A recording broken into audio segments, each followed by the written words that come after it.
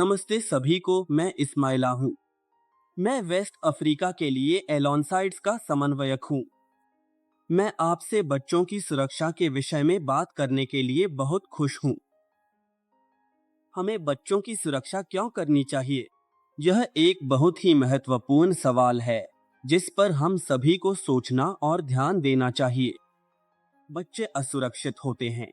ऐसी कई परिस्थितियां होती हैं जिनमें वे खुद को फंसा हुआ पाते हैं और बिना किसी की मदद के बाहर नहीं निकल सकते। इसलिए हम जो इन असुरक्षित बच्चों के साथ कदम से कदम मिलाकर चलने के लिए प्रतिबद्ध हैं। हमारी जिम्मेदारी है कि हम उन्हें वह सुरक्षा प्रदान करें जिसकी उन्हें आवश्यकता है। तो हम ऐसे लोग हैं जो इस सुरक्षा में सक्रिय रूप से शामिल हैं। यह एक मिशन है जिसे हमें बच्चों की भलाई के लिए अपनाना और सुनिश्चित करना चाहिए। बच्चे हर जगह असुरक्षित होते हैं और यही कारण है कि हम आपको बच्चे की सुरक्षा के इन विभिन्न घेरों के बारे में बताना चाहते हैं। बच्चा अपने खुद के परिवार या अपने घर में भी असुरक्षित हो सकता है। वह ऐसे माहौल में हो सकता है जो उसके लिए कई तरह से खतरनाक हो। तो सुरक्षा का पहला घेरा है परिवार यानी छोटा परिवार। मेरा मतलब है पापा, मम्मी और बच्चा या बच्चे। यह घेरा सुरक्षा का सबसे पहला घेरा है।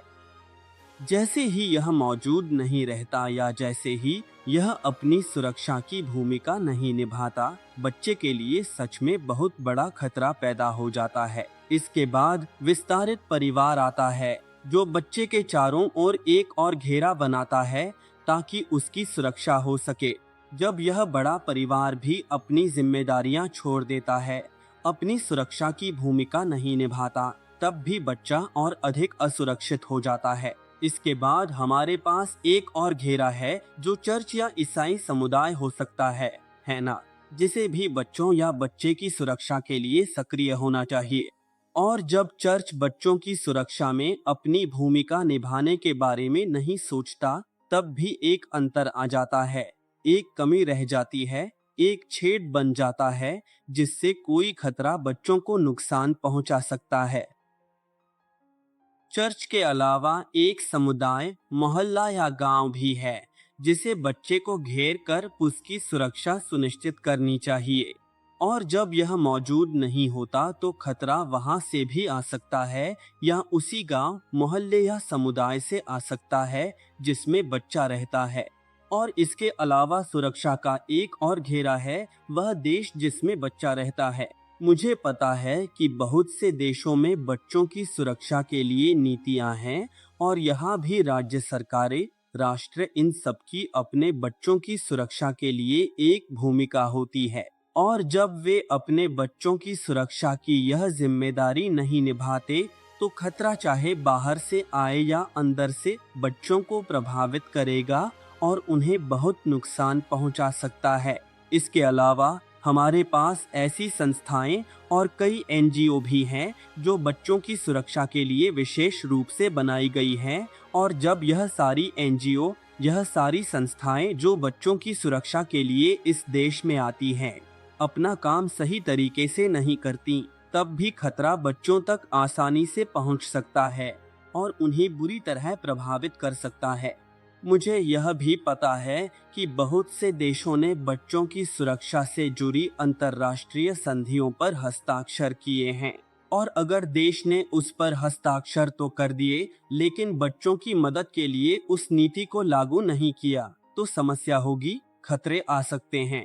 और हम जानते हैं कि भगवान की मंशा है कि हर बच्चा सही तरीके से विकसित हो सके। यही भगवान हर बच्चे के लिए चाहता है और इसी वजह से उसने उसे एक परिवार में रखा है। एक ऐसा माहौल जहां वह सुरक्षा और संरक्षण पा सके और उस माहौल को अपना किरदार निभाना चाहिए। यही भगवान की योजना है और यही उसकी बच्चों के लिए मंशा है। तो जब हम अपना यह किरदार नहीं निभाते, जब हम बच्चों की सुरक्षा की जिम्मेदारी नहीं लेते, चाहे हम साथ चलने वाले हों या अलोनसाइड्स आंदोलन से जुड़े लोग हों, तब हम बच्चों की मदद नहीं कर रहे होते। इसलिए हमारा भी एक किरदार है। हम इस सुरक्षा, इस जिम्मेदारी, इस प्रतिबद्धता की अनदेखी नहीं कर सकते जो हमें बच्चों की मदद करने और उन्हें हर जगह मंडराते खतरों से बचाने के लिए निभानी चाहिए, है ना? चाहे वह सोशल मीडिया के जरिए हो या किसी और तरीके से, इतने सारे खतरे हैं और हम उन खतरों से बच्चों की रक्षा करेंगे। यही बात मैं आपसे साझा करना चाहता था और मैं आपको प्रोत्साहित करता हूँ। मुझे पता है कि चर्चाओं में गहराई तक जाएंगे, लेकिन यही दिशा है जिसमें हम जाना चाहते हैं और हम में से प्रोत्साहित करते हैं। अपनी भूमिका निभाए बच्चे सुरक्षित रहें। ईश्वर आपको आशीष दे। जल्द फिर मिलेंगे।